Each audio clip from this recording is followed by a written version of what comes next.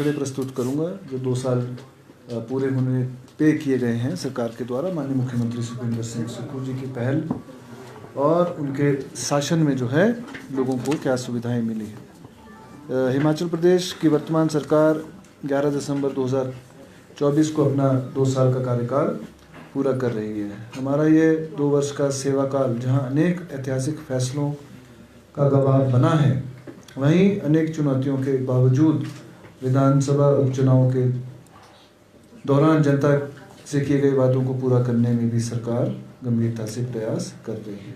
सबसे पहले जो हमारी गारंटीज थी, सबसे पहले ओपीएस की जो है पहली घोषणा जो है ओपीएस की थी, वो ओपीएस जो है सरकारी क्षेत्रों में सेवाएं दे रहे कर्मचारियों को प्रदेश सरकार ने दी है। इसी फैसले से उनकी आर्थिक और सामाजिक सुरक्षा भी मिली है। वो अपने को सिक्योर भी मान रहे हैं। कुछ लोग ऐसे भी थे अच्छे पोस्ट से रिटायर हुए थे, परंतु 300-400 रुपये केवल उनको एनपीएस में मिल रहे थे। आज ओपीएस में जो से रिटायरमेंट होने पर मात्र 2 से 4 हज़ार रुपये की पेंशन जिनको मिल रही थी, वो उसमें भी काफ़ी बढ़ोतरी हुई है। माननीय मुख्यमंत्री जी की पहल से राजीव गांधी स्टार्टअप योजना जो है वो भी दी गई। स्टार्टअप योजना जो है करीबन 680 करोड़ रुपए इसके लिए बजट रखा गया था।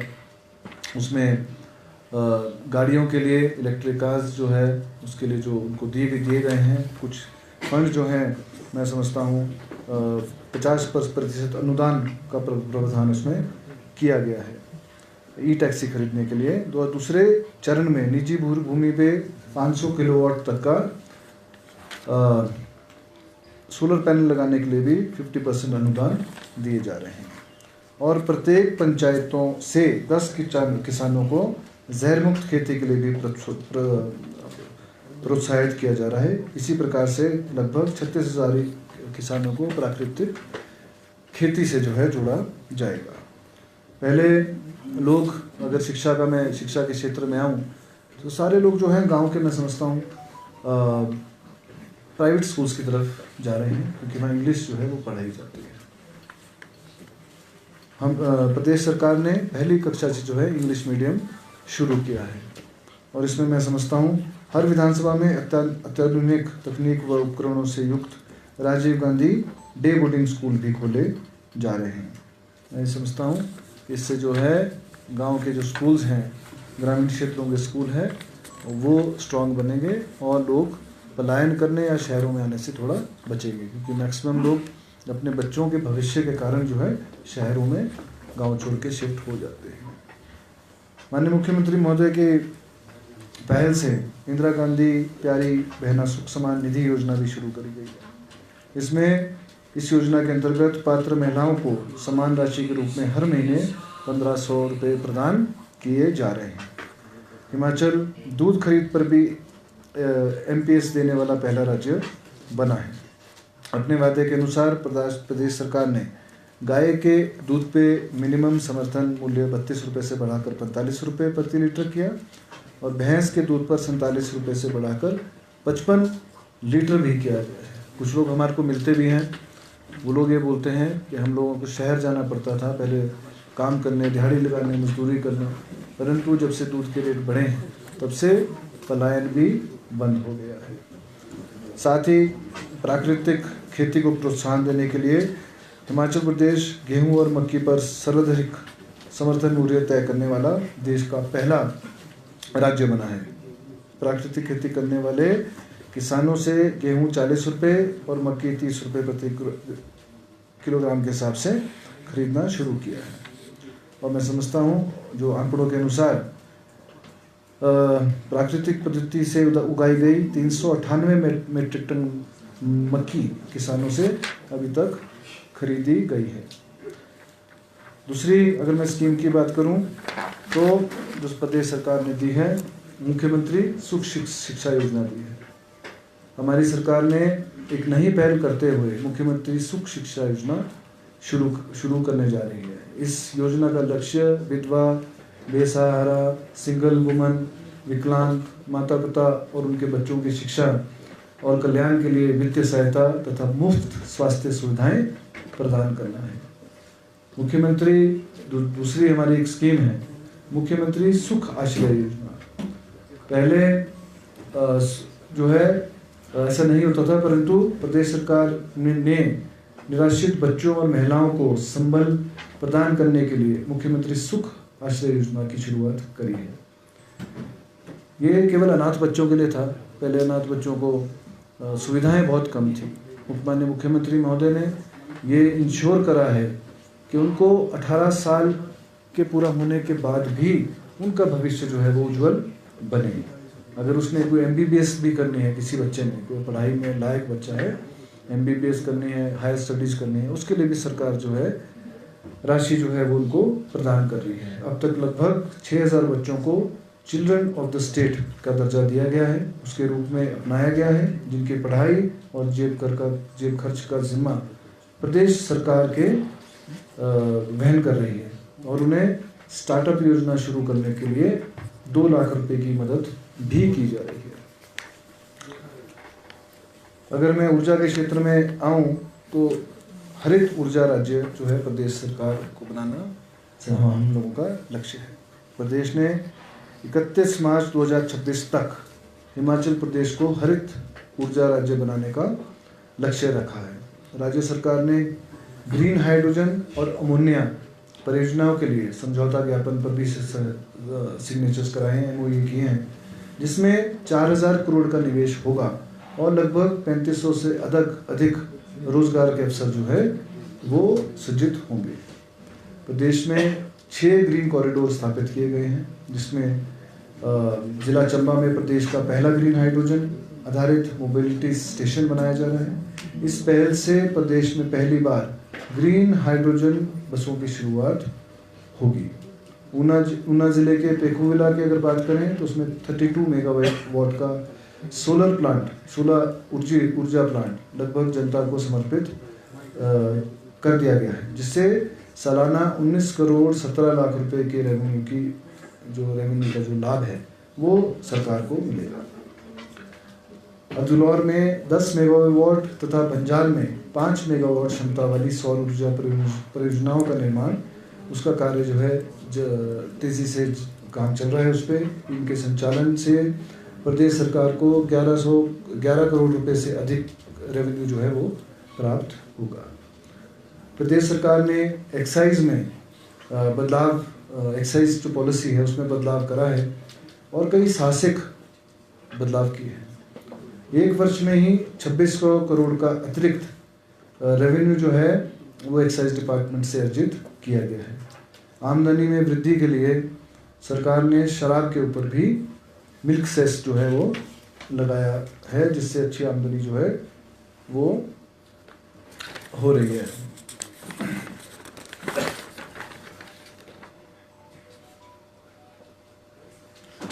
बिलासपुर जिले से हरनौरा से शिमला जिले के तत्तापानी तक 30 किलोमीटर का जो लंबा क्रूज मार्ग जो है वो विकसित किया जा रहा है। जैसे कि अभी आपने देखा है बिलासपुर में जब से ये चला है तो अब इसको आगे तत्तापानी तक बढ़ाने की बात कर रहे हैं। बिलासपुर में वैसी क्रूज़ जो है अभी लॉन्च कर दिया गया है। उसमें बहुत टूरिस्ट जो हैं, एक डेस्टिनेशन मैं समझता हूँ क्योंकि सड़क के ऊपर ही है, वो लोग वहाँ आ रहे हैं और सैलानी जो है एज अ टूरिस्ट स्टेट जो है हर ज़िले को बढ़ावा देना सरकार की जिम्मेवारी है। कांगड़ा जिले के प्रदेश को पर्यटन राजधानी के रूप में विकसित किया जा रहा है। कांगड़ा हवाई अड्डे का भी विस्तार, उसका कार्य जो है वो भी प्रगति पे है। पर्यटकों की सुविधाओं के लिए प्रदेश में 16 हेलीपोर्ट निर्माण किए जा रहे हैं और रज्जू निर्माण के मार्ग को भी गति दी जा रही है। अगर मैं PWD की बात करूं तो 2 वर्ष के कार्यकाल के दौरान 874 किलोमीटर लंबी सड़कों का निर्माण किया जा चुका है। 1268 किलोमीटर क्रॉस ड्रेनेज लंबाई का निर्माण भी पूरा किया जा चुका है। इस अवधि में 2 साल में करीबन 58 पुलों का निर्माण जो है PWD विभाग द्वारा कराया जा चुका है और 2 वर्षों में 30 जनगणना गांवों को सड़क से सुविधा जो है प्रदान की जा चुकी है। जहां अगर हम सामाजिक सुरक्षा पेंशन की बात करें उसमें नए हमारी सरकार ने सामाजिक सुरक्षा पेंशन के 75,950 नए अतिरिक्त मामलों को ग्रांट स्वीकृति सैंक्शन जो है वो दे चुके हैं। सरकार गांव के द्वार दूर दराज इलाकों में लोग अपने छोटे छोटे कामों के लिए हेडक्वार्टर्स उनको या डिस्ट्रिक्ट के हेडक्वार्टर्स पे आना पड़ता था। हमारी सरकार ने सरकार गांव के द्वार कार्यक्रम रखा। इसमें हमारे एमएलएज, हमारे जितने भी सहयोगी मंत्रीगण हैं वो गांव-गांव जाके माननीय मुख्यमंत्री महोदय खुद जो है वो चिलगांव रात को रहे थे रोडोकवार में, रोडू के क्षेत्र में, और उनकी समय की भी बचत हो, लोगों की उनको सुविधाएं जो है वो घर के ऊपर मिले। ये प्रदेश सरकार ने इस उद्देश्य से जो है ये प्रदेश की सरकार जो है वो गांव के द्वार इसका जो कार्यक्रम जो है वो शुरू किया था।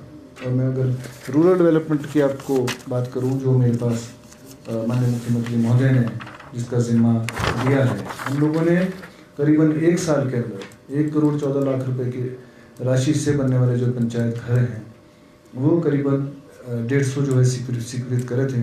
और मैं समझता हूँ सभी का काम जो है बड़ी तेज़ी से चला हुआ है और हमारा टारगेट है कि हम आने वाला अप्रैल और जून के बीच में सभी का जो है लोगों को वो इनॉग्रेट करके वो समर्पित हम लोगों की जनता के लिए समर्पित करें।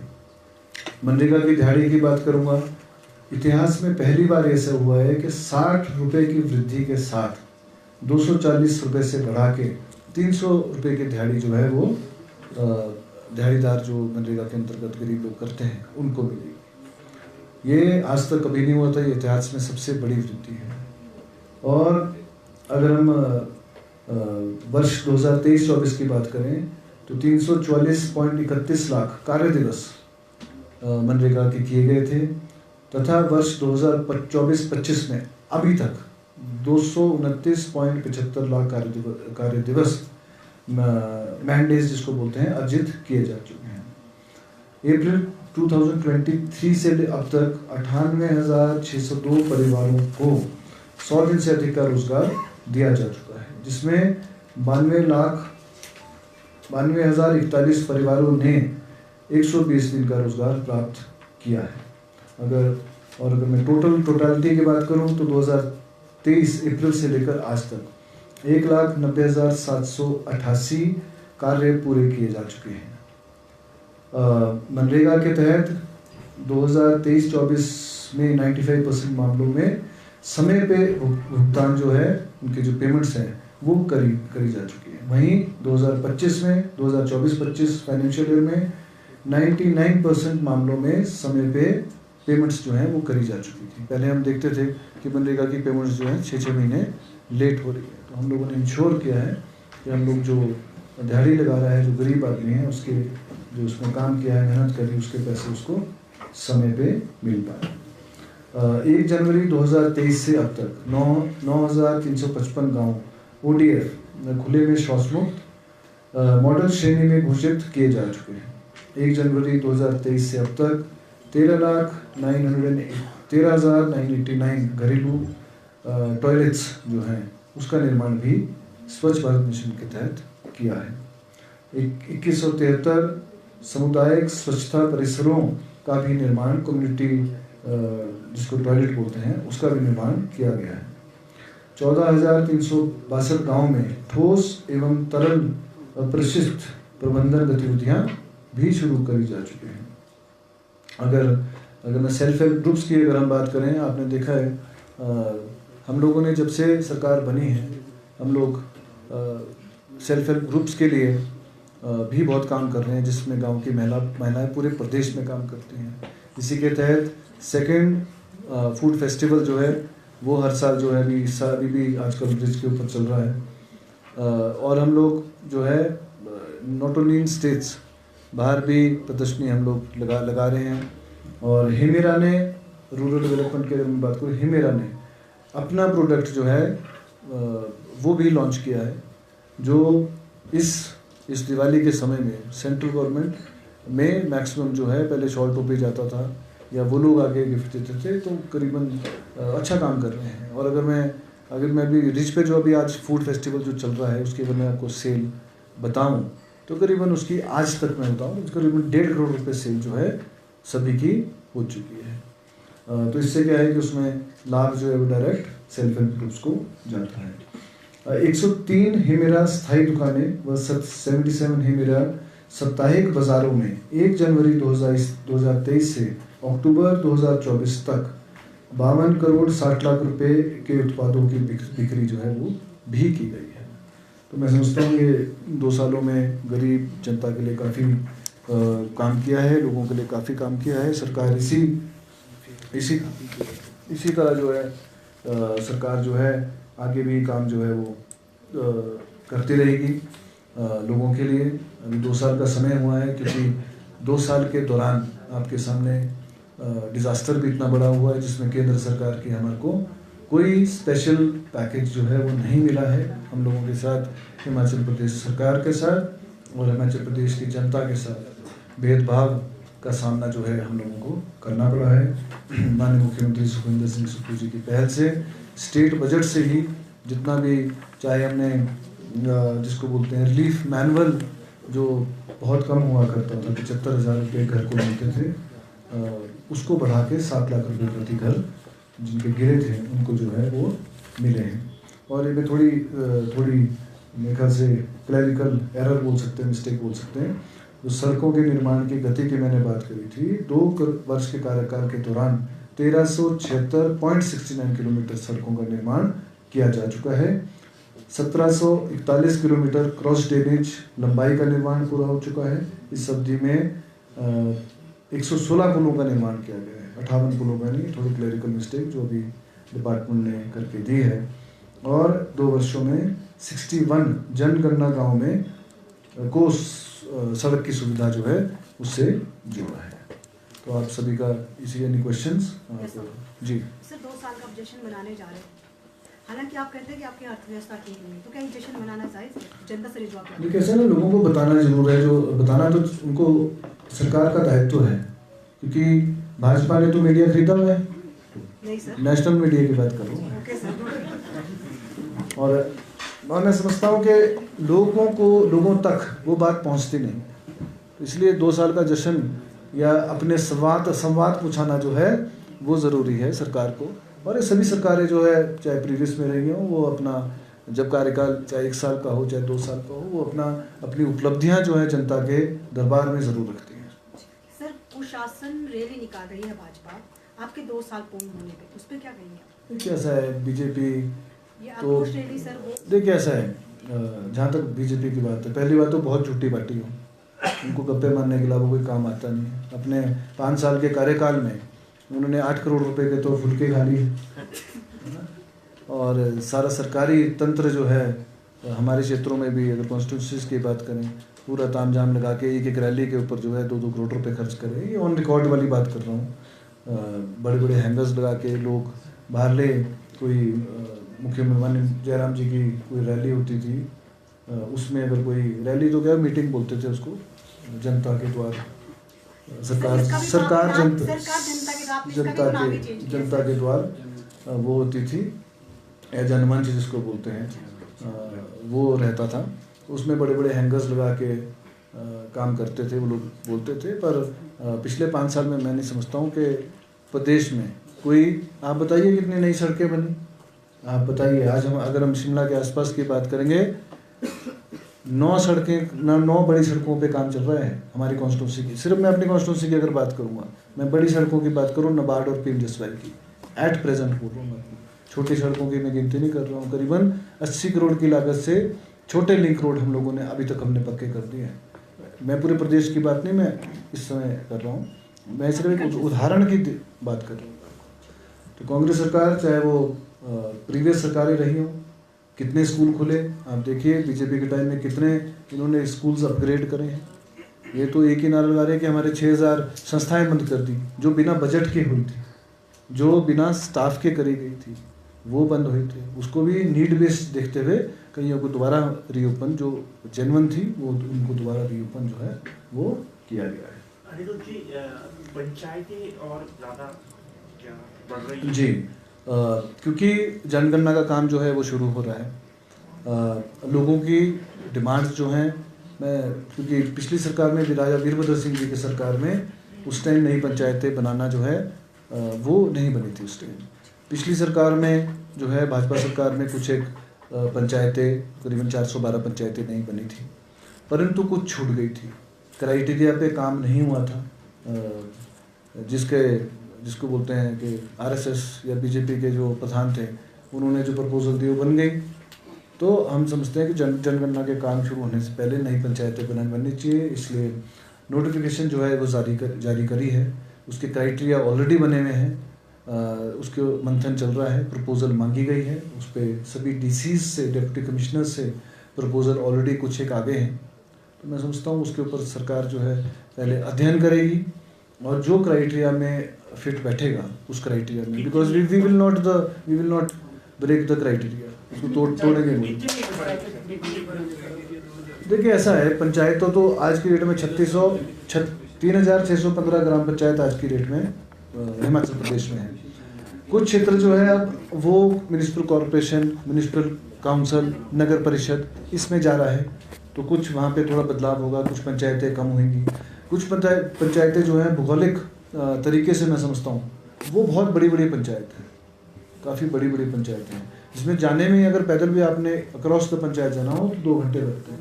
तो सारी स्थिति को, भौगोलिक परिस्थिति को, पॉपुलेशन को, वोटर को, सबको मद्देनजर नज़र रखते हुए इस पे फैसला जो है वो जल्द लिया जाएगा। मैं आपको आंकड़ा नहीं दे सकता हूँ कि हम इतनी, हमारा टारगेट काम नहीं है, नीड बेस्ड काम है कि टारगेटेड हम 200 पंचायत बनाएंगे, 500 नई पंचायत बनाएंगे।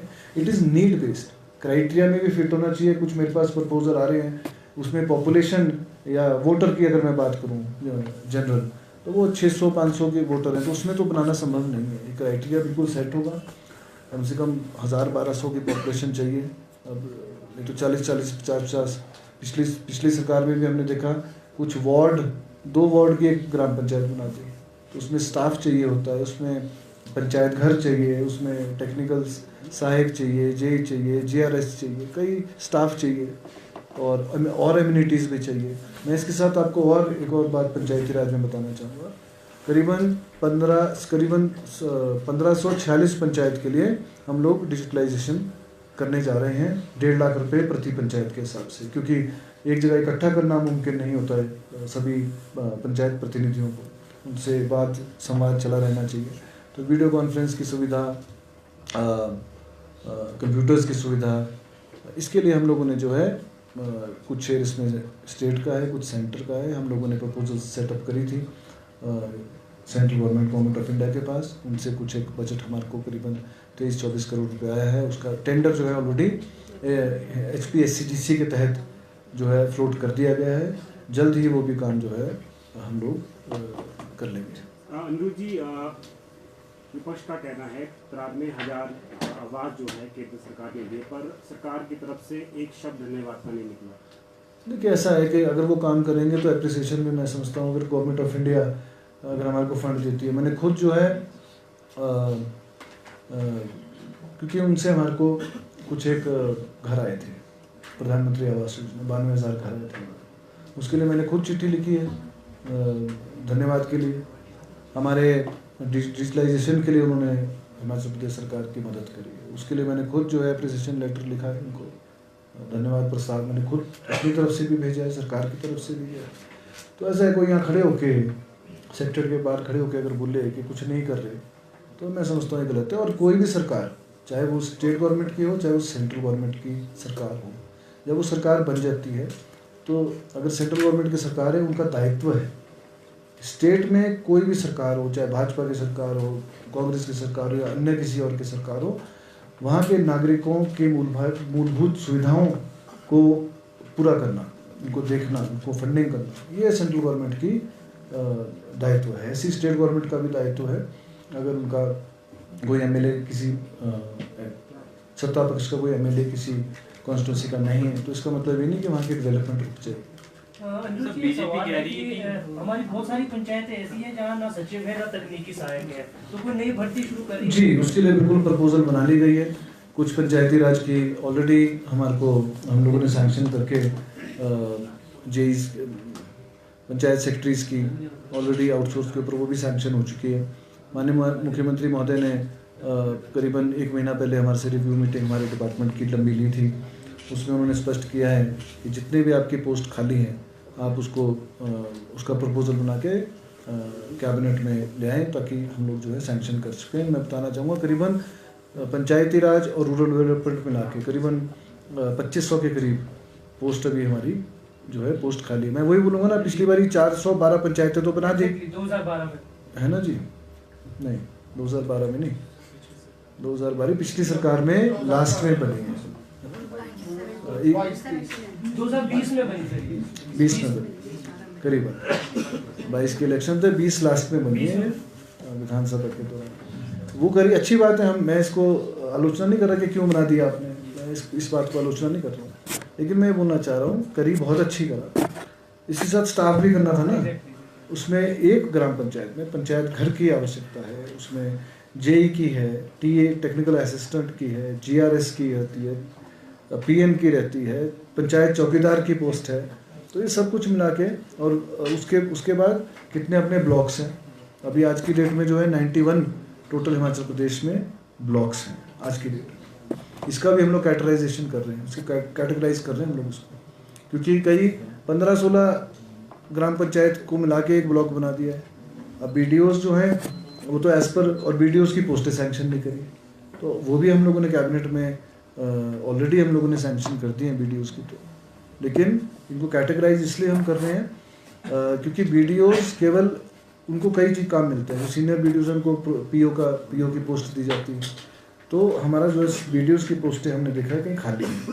अभी जल्दी जो है हम लोग इसमें प्रमोशंस भी जो हैं उसकी ऑलरेडी कुछ की डीपीसी हो गई है, 1-2 की रह गई, वो जल्दी हम 15-20 दिन के अंदर हम लोग प्रमोशंस भी बीडीओज की करने जा रहे हैं। पद कितने भरे जाएंगे? जो 2500 खाली है अभी, जो सरकार भरने का सोच रही है, अभी कितने भरे जाएंगे? देखिए ऐसा है कि पद तो मैं समझता हूँ सभी भरने चाहिए। अभी कैबिनेट में लेके जा रहे हैं, जितने की फाइनेंस स्वीकृति आएगी मतलब 60-70% तो मिनिमम हम लोग करेंगे। 12 को कैबिनेट में जाएगा ये? नहीं 12 को तो नहीं आ रहा है। अभी एक रिव्यू मीटिंग माननीय मुख्यमंत्री महोदय के साथ दोबारा इसी के ऊपर, केवल एम्प्लॉयमेंट के ऊपर होंगे। गारंटीज को लेकर बीजेपी लगातार हमलावर है, कह रही है कि गारंटीज पूरी नहीं की है सरकार ने, जो पूरी की है उसमें भी टुकड़ों में जो है पूरी की जा रही है, जबकि मैनिफेस्टो में ऐसा नहीं था। इसको लेकर वादा खिलाफी की गई लोगों के साथ। देखिए ऐसा है, जो गारंटीज की बात है, हमने सबसे पहले ओपीएस की बात करी थी। Rome was not built in one day, और जो घोषणाएं हैं वो फाइनेंस के हिसाब से वो पूरी करी जा रही है। अब विपक्ष तो काम विपक्ष का है, उनका बोलना काम है। अभी तक कितनी गारंटियाँ पूरी हो चुकी हैं? गारंटीज मैंने आपको अभी पूरा आपको मैंने बताया है कि गारंटीज जो हैं वो दूध की शुरू कर दी गई है, सबसे ओपीएस की शुरू कर दी गई है, स्टार्टअप शुरू कर दिया गया है 680 करोड़ रुपये उसमें ई व्हीकल्स के लिए और सौर ऊर्जा के लिए, उसमें वो शुरू कर दिया गया है। सर 1 लाख नौकरी की बात की थी पहले कैबिनेट में। देखिए ऐसा है, सबसे ज़्यादा रोजगार जो है जितना पिछले 3 साल में दिया है, पिछले 5 साल में बीजेपी ने दिया था, वो हम लोगों ने 2 साल के अंदर दे दिया है। मेरे को एग्जैक्ट फिगर देखो आपके सामने मैं बोल रहा हूँ, मेरे को बिल्कुल एग्जैक्ट फिगर नहीं है, लेकिन मेरे को 30-35 हज़ार जो है वो 30,000 के करीब जो है माननीय मुख्यमंत्री महोदय ने अपने अभिभाषण में भी बोला है कि करीबन 30,000 जो है अभी तक 2 साल के अंदर दिया गया है। और अब जो, क्योंकि अभी वी आर थैंकफुल, भगवान की कृपा है कि इस बारी कोई आपदा नहीं आई है, तो थोड़े रिसोर्स जो हैं अपने स्टेट के रिसोर्स उसमें भी बढ़ोतरी हुई है। तो मैं समझता हूँ कि इस साल 2025 में जो है नौकरियां काफ़ी जो है सरकारी क्षेत्र में जो है वो आ रही है। जी ट्रांसफर पॉलिसी को लेकर आपने कहा था स्पेशली आपके विभाग में एक ट्रांसपेरेंसी तैयार की गई, कोई सॉफ्टवेयर तैयार? जी हम लोगों ने तो अपना सॉफ्टवेयर तैयार ऑलरेडी हमारा लगभग तैयार है। ये पिछली सरकार में भी बना था पर वो इम्प्लीमेंट नहीं करा था, हालांकि उनके घोषणा पत्र में था ट्रांसफर पॉलिसी का, उनके घोषणा पत्र में था, लेकिन मैं खुद व्यक्तिगत सोचता हूँ कि एक डिपार्टमेंट में एटलीस्ट ट्रांसफ़र पॉलिसी जो है किसी लेवल पे लागू होनी चाहिए, कहीं ना कहीं अंकुश जो है वो लगना चाहिए। कब तक लागू हो सकता है? वो कैबिनेट में ला रहे हैं हम लोग, प्रपोजल ला रहे हैं। सर, हिमाचल बीजेपी के प्रभारी श्रीकांत जी कह रहे हैं कि 55 सीटें जीतेगी अगले चुनाव में भाजपा और सरकार बनाएगी। इस तरह का काम छत्तीसगढ़ सरकार में हो रहा है, दहाई के आंकड़े तक पहुंचना भी मुश्किल हो जाएगा। वो तो 68 भी बोल सकते हैं, उनके बोलने से क्या है। पिछली बार ही बोल रहे थे कि कांग्रेस की तो 7-8 सीटें आ रही हैं, आप लोगों के सामने है। आप लोगों ने दिखाया था कि 8-9 सीटें आ रही हैं कांग्रेस की, तो पर सरकार बनाई है, लोगों ने विश्वास जताया है।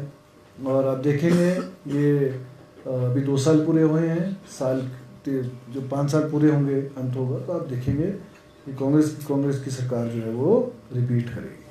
अनिरुद्ध जी, हमारी पंचायतों में नेशनल पंचायत अवार्ड में 3 जी, अवार्ड तीन। देखिए बड़ी अच्छी बात है कि नेशनल अवार्ड तक पहुँचे हैं। हिमाचल को भी नेशनल अवार्ड 3 ग्राम पंचायतों को मिला है।